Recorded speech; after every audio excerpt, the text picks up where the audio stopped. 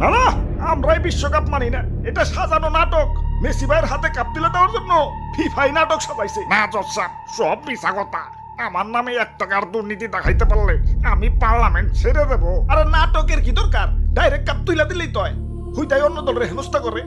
আরে ওই নেইমার, তোরা বাদ পড়ছস পড়ছস, বাড়ি যায় গা ঢাকা দে। তোরা আমগো পিছে লাগছস কেন? বাদ পড়ছি তো বৈষম্যের কারণে। তোমাগো দলের খেলা পরে দুর্বল দুর্বল পার্টির সাথে, আর আমাগো খেলা পরে শক্তিশালী দলের সাথে। বৈষম্য বিরোধী আন্দোলন করি নাই, এই নাই তো ভাগ্য। এই টাকলাই দুর্নীতি শুরু করছে। আমার টাকা লাগবে কেন?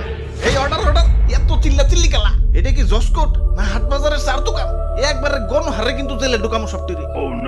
জেলে ঢুকাইলে তো সবাই টাকলারে ঢুকান। অবজেকশন মাই রড, আমার মক্কেল সম্পূর্ণ নির্দোষ। 2 টাকলাই একখানে হয়েছে।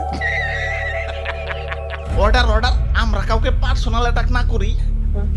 মেসি ভাই এবং এই টাকলা মানে এই ভদ্রলোকের নামে যে অভিযোগ উঠেছে, এরা নাকি ঘুষ আদান প্রদান করেছে। মেসি ভাই নাকি ফিফাকে কিনে নিয়েছে। এনাদের পক্ষের উকিল হলো দাদু এবং বিপক্ষের উকিল হলো তুতু ভাই। এই কেসটা কিন্তু খুবই সিরিয়াস। ঘুষগুণ সব পুঙ্খানুপুঙ্খানু ভাবে মাপতো।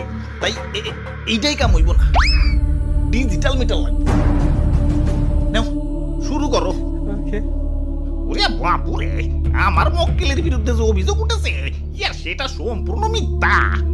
একবার কি চিন্তা করছেন তো সাহেব, ইয়া ফিফাকে কিনে নিবে? এত টাকা মেসি ভাই কই পাইবো?